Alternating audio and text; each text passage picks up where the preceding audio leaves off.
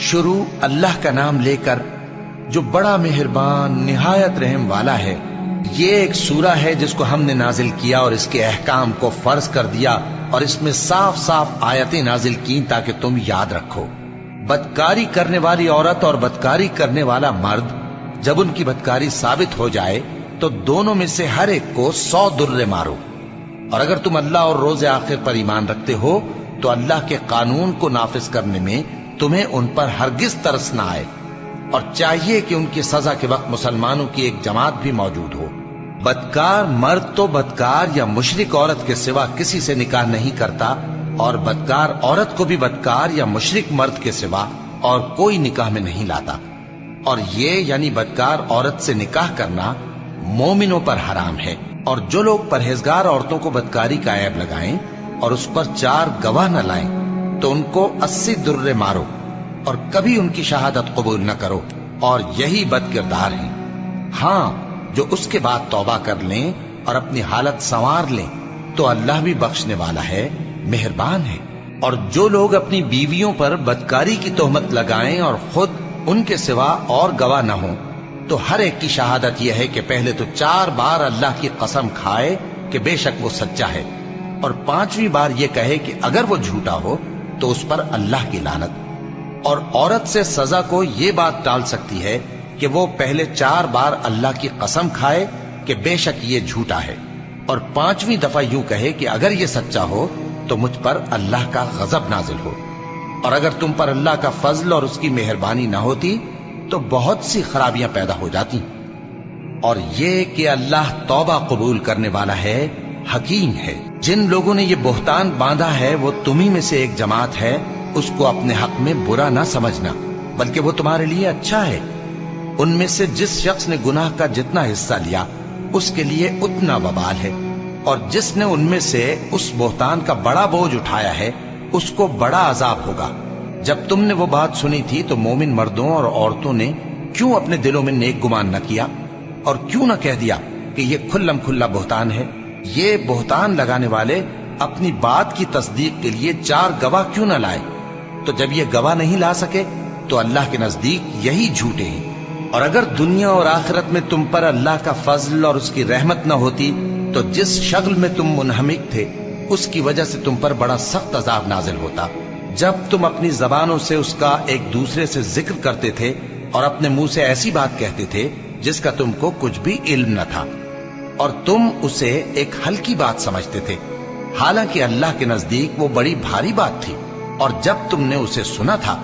تو کیوں نہ کہہ دیا کہ ہمیں شایع نہیں کہ ایسی بات زبان پر لائیں؟ پروردگار تو پاک ہے، یہ تو بہت بڑا بہتان ہے۔ اللہ تمہیں نصیحت کرتا ہے کہ اگر مومن ہو تو پھر کبھی ایسا کام نہ کرنا، اور اللہ تمہارے سمجھانے کے لیے اپنی آیتیں کھول کھول کر بیان فرماتا ہے، اور اللہ جاننے والا ہے، حکمت والا ہے۔ جو لوگ اس بات کو پسند کرتے ہیں کہ مومنوں میں بے حیائی یعنی تہمت بدکاری کی خبر پھیلے، ان کو دنیا اور آخرت میں دکھ دینے والا عذاب ہوگا، اور اللہ جانتا ہے اور تم نہیں جانتے۔ اور اگر تم پر اللہ کا فضل اور اس کی رحمت نہ ہوتی تو کیا کچھ نہ ہوتا، مگر وہ کریم ہے، اور یہ کہ اللہ نہایت مہربان ہے، رحیم ہے۔ مومنوں، شیطان کے قدموں پر نہ چلنا، اور جو شخص شیطان کے قدموں پر چلے گا تو شیطان تو بے حیائی کی باتیں اور برے کام ہی بتائے گا۔ اور اگر تم پر اللہ کا فضل اور اس کی مہربانی نہ ہوتی تو ایک شخص بھی تم میں پاک نہ ہو سکتا،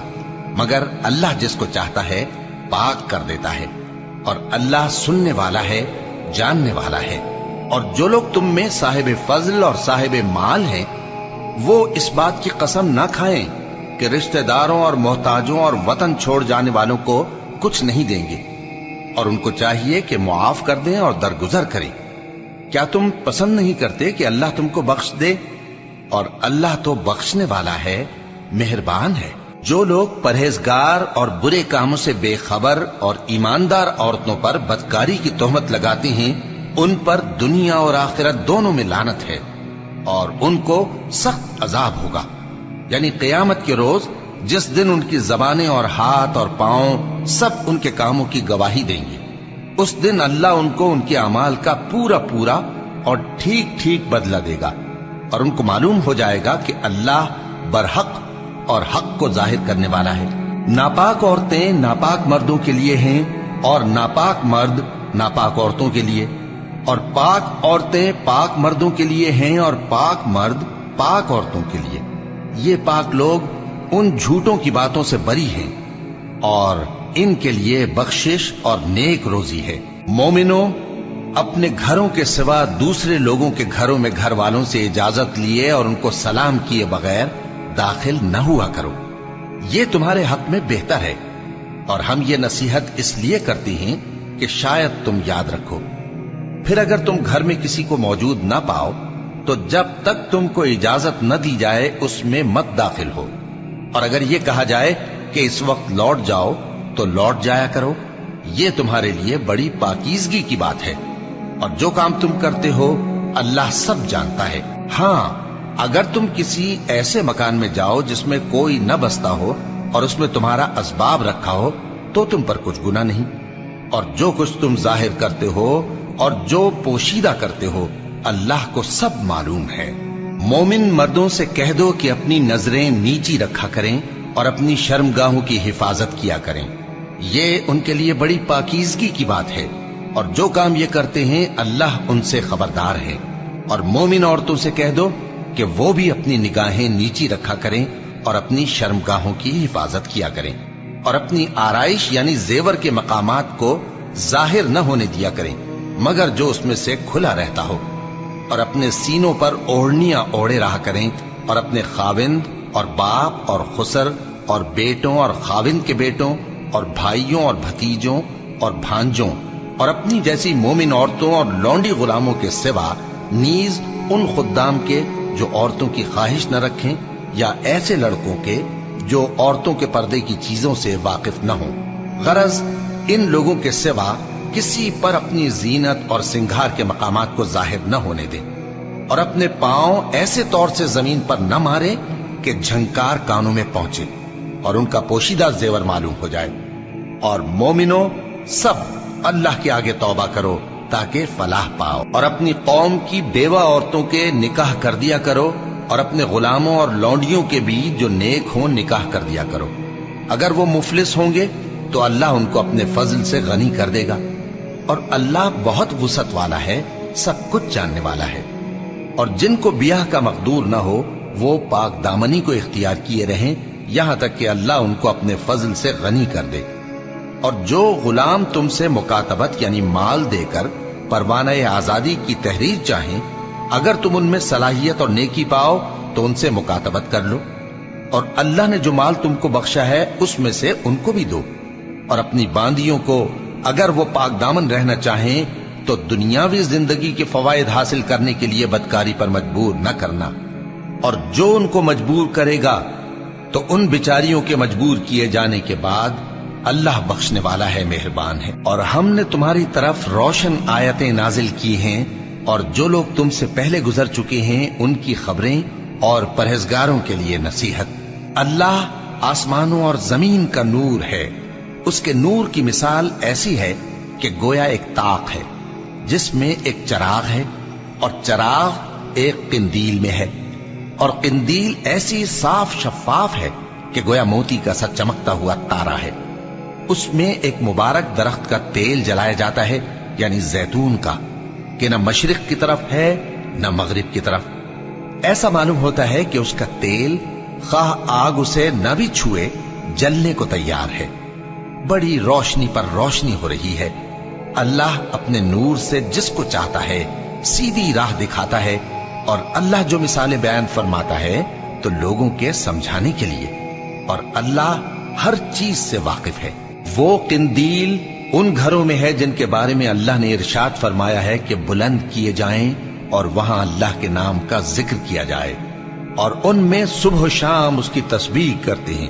ایسے لوگ جن کو اللہ کے ذکر اور نماز پڑھنے اور زکوٰۃ دینے سے نہ سوداگری غافل کرتی ہے نہ خرید و فروخت، وہ اس دن سے جب دل خوف اور گھبراہٹ کے سبب الٹ جائیں گے اور آنکھیں اوپر چڑھ جائیں گی ڈرتے ہیں، تاکہ اللہ ان کو ان کے اعمال کا بہت اچھا بدلہ دے اور اپنے فضل سے زیادہ بھی عطا فرمائے۔ اور اللہ جس کو چاہتا ہے بے حساب رزق دیتا ہے۔ اور جن لوگوں نے کفر کیا ان کے اعمال کی مثال ایسی ہے جیسے میدان میں ریت کہ پیاسا اسے پانی سمجھے، یہاں تک کہ جب اس کے پاس آئے تو اسے کچھ بھی نہ پائے اور اللہ ہی کو اپنے پاس دیکھے تو وہ اسے اس کا حساب پورا پورا چکا دے، اور اللہ جلد حساب کرنے والا ہے۔ یا ان کے اعمال کی مثال ایسی ہے جیسے گہرے سمندر میں اندھیرے جس پر لہر چڑھی چلی آتی ہو اور اس کے اوپر اور لہر آ رہی ہو اور اس کے اوپر بادل ہو، غرض اندھیرے ہی اندھیرے ہو، ایک پر ایک چھایا ہوا، جب اپنا ہاتھ نکالے تو کچھ نہ دیکھ سکے، اور جس کو اللہ روشنی نہ دے اس کو کہیں بھی روشنی نہیں مل سکتی۔ کیا تم نے نہیں دیکھا کہ جو لوگ آسمانوں اور زمین میں ہیں اللہ کی تسبیح کرتے رہتے ہیں، اور پر پھیلائے ہوئے پرندے بھی، اور سب اپنی نماز اور تسبیح کے طریقے سے واقف ہیں، اور جو کچھ وہ کرتے ہیں سب اللہ کو معلوم ہے، اور آسمان اور زمین کی بادشاہی اللہ ہی کے لیے ہے اور اللہ ہی کی طرف لوٹ کر جانا ہے۔ کیا تم نے نہیں دیکھا کہ اللہ ہی بادلوں کو چلاتا ہے، پھر ان کو آپس میں ملا دیتا ہے، پھر ان کو تہ بتہ کر دیتا ہے، پھر تم دیکھتے ہو کہ بادل سے مے نکل کر برس رہا ہے، اور آسمان میں جو اولوں کے پہاڑ ہیں ان سے اولے نازل کرتا ہے، تو جس پر چاہتا ہے اس کو برسا دیتا ہے اور جس سے چاہتا ہے ہٹا رکھتا ہے، اور بادل میں جو بجلی ہوتی ہے اس کی چمک آنکھوں کو خیرہ کر کے بینائی کو اچکے لیے جاتی ہے۔ اللہ ہی رات اور دن کو بدلتا رہتا ہے، اہل بصارت کے لیے اس میں بڑی عبرت ہے۔ اور اللہ ہی نے ہر چلنے پھرنے والے جاندار کو پانی سے پیدا کیا، تو ان میں سے بعض ایسے ہیں کہ پیٹ کے بل چلتے ہیں، اور بعض ایسے ہیں جو 2 پاؤں پر چلتے ہیں، اور بعض ایسے ہیں جو 4 پاؤں پر چلتے ہیں۔ اللہ جو چاہتا ہے پیدا کرتا ہے، بے شک اللہ ہر چیز پر قادر ہے۔ ہم ہی نے روشن آیتیں نازل کی ہیں، اور اللہ جس کو چاہتا ہے سیدھے راستے کی طرف ہدایت کرتا ہے۔ اور بعض لوگ کہتے ہیں کہ ہم اللہ پر اور رسول پر ایمان لائے اور ان کا حکم مان لیا، پھر اس کے بعد ان میں سے ایک فریق پھر جاتا ہے، اور یہ لوگ صاحب ایمان ہی نہیں ہیں، اور جب ان کو اللہ اور اس کے رسول کی طرف بلایا جاتا ہے تاکہ پیغمبر ان کا قضیہ چکا دیں، تو ان میں سے ایک فریق منہ پھیر لیتا ہے، اور اگر ان کو حق ملتا ہو تو اس کی طرف قبول کر کے چلے آتے ہیں۔ کیا ان کے دلوں میں بیماری ہے، یا یہ شک میں ہیں، یا ان کو یہ خوف ہے کہ اللہ اور اس کا رسول ان پر ظلم کریں گے؟ نہیں، بلکہ یہ خود ہی ظالم ہے۔ مومنوں کی تو یہ بات ہے کہ جب اللہ اور اس کے رسول کی طرف بلائے جائیں تاکہ وہ ان میں فیصلہ کریں تو کہیں کہ ہم نے حکم سن لیا اور مان لیا، اور یہی لوگ فلاح پانے والے ہیں۔ اور جو شخص اللہ اور اس کے رسول کی فرما برداری کرے گا اور اس سے ڈرے گا اور اس کا تقوی اختیار کرے گا تو ایسے ہی لوگ مراد کو پہنچنے والے ہیں۔ اور یہ اللہ کی سخت سخت قسمیں کھاتے ہیں کہ اگر تم ان کو حکم دو تو سب گھروں سے نکل کھڑے ہوں۔ کہہ دو کہ قسمیں مت کھاؤ، پسندیدہ فرما برداری درکار ہے، بے شک اللہ تمہارے سب اعمال سے خبردار ہے۔ کہہ دو کہ اللہ کی فرما برداری کرو اور رسول کے حکم پر چلو، اگر منہ موڑو گے تو رسول پر اس چیز کا ادا کرنا ہے جو ان کے ذمے ہے، اور تم پر اس چیز کا ادا کرنا ہے جو تمہارے ذمے ہے، اور اگر تم ان کے فرمان پر چلو گے تو سیدھا رستہ پالو گے، اور رسول کے ذمے تو صاف صاف پہنچا دینا ہے۔ جو لوگ تم میں سے ایمان لائے اور نیک کام کرتے رہے ان سے اللہ کا وعدہ ہے کہ ان کو ملک کا حاکم بنا دے گا، جیسا ان سے پہلے لوگوں کو حاکم بنایا تھا، اور ان کے دین کو جسے اس نے ان کے لیے پسند کیا ہے مستحکم و پائیدار کرے گا، اور خوف کے بعد ان کو امن بخشے گا۔ وہ میری عبادت کریں گے اور میرے ساتھ کسی چیز کو شریک نہ بنائیں گے، اور جو اس کے بعد کفر کرے تو ایسے ہی لوگ بد کردار ہیں۔ اور نماز پڑھتے رہو اور زکوٰۃ دیتے رہو اور پیغمبر کے فرمان پر چلتے رہو تاکہ تم پر رحمت کی جائے، اور ایسا خیال نہ کرنا کہ کافر لوگ ہم کو زمین میں مغلوب کر دیں گے، ان کا ٹھکانہ دوزخ ہے اور وہ بہت برا ٹھکانہ ہے۔ مومنوں، تمہارے باندی غلام اور جو بچے تم میں سے بلوغ کو نہیں پہنچے 3 دفعہ یعنی 3 اوقات میں تم سے اجازت لیا کریں، ایک تو نماز فجر سے پہلے، اور دوسرے گرمی کی دوپہر کو جب تم کپڑے اتار دیتے ہو، اور تیسرے عشاء کی نماز کے بعد۔ یہ 3 وقت تمہارے پردے کے ہیں، ان کے آگے پیچھے یعنی دوسرے وقتوں میں نہ تم پر کچھ گناہ ہے اور نہ ان پر کہ کام کاج کے لیے ایک دوسرے کے پاس آتے رہتے ہو۔ اس طرح اللہ اپنی آیتیں खोल खोल कर बयान फरमाता है, और अल्लाह बड़ा इल्म वाला है, बड़ा हिकमत वाला है। और जब तुम्हारे लड़के बालिग हो जाएं तो उनको भी उसी तरह इजाजत लेनी चाहिए जिस तरह उनसे अगले यानी बड़े आदमी इजाजत हासिल करते रहे हैं। इस तरह अल्लाह तुमसे अपनी आयतें खोल खोल कर बयान फरमाता है, और अल्लाह जानने वाला है, हिकमत वाला है। और बड़ी उम्र की औरतें जिनको निकाह की तवक्को नहीं रही और वो जायद कपड़े उतारकर सर नंगा कर लिया करें तो उन पर कुछ गुनाह नहीं, बशर्ते कि अपनी जीनत की चीजें न जाहिर करें, और अगर इससे भी बचें तो ये उनके हक में बेहतर है। और अल्लाह सुनता है, जानता है। न तो अंधे पर कुछ गुनाह है, और न लंगड़े पर, और न बीमार पर, और न खुद तुम पर कि अपने घरों से खाना खाओ, या अपने बाप दादा के घरों से, या अपनी माओं के घरों से, या भाइयों के घरों से, या अपनी बहनों के घरों से, या अपने चचाओं के घरों से, या अपनी फूफियों के घरों से, या अपने मामुओं के घरों से, या अपनी खालाओं के घरों से, या उस घर से जिसकी कुंजियां तुम्हारे हाथ में हो, या अपने दोस्तों के घरों से। और इसका भी तुम पर कुछ गुनाह नहीं कि सब मिलकर खाना खाओ या जुदा जुदा। फिर जब घरों में जाया करो तो अपने घर वालों को सलाम किया करो। ये अल्लाह की तरफ से मुबारक और पाकीज़ा तोहफा है।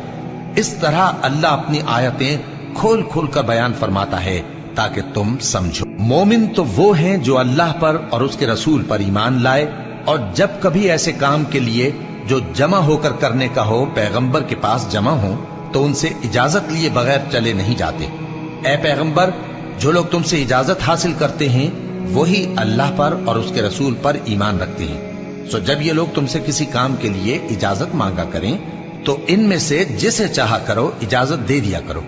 और इनके लिए अल्लाह से बख्शिश मांगा करो। कुछ शक नहीं कि अल्लाह बख्शने वाला है, मेहरबान है। मोमिनो,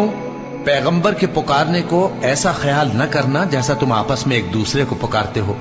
बेशक अल्लाह को वो लोग मालूम हैं जो तुम में से आंख बचाकर खिसक जाते हैं। तो जो लोग उनके हुक्म की मुखालिफत करते हैं उनको डरना चाहिए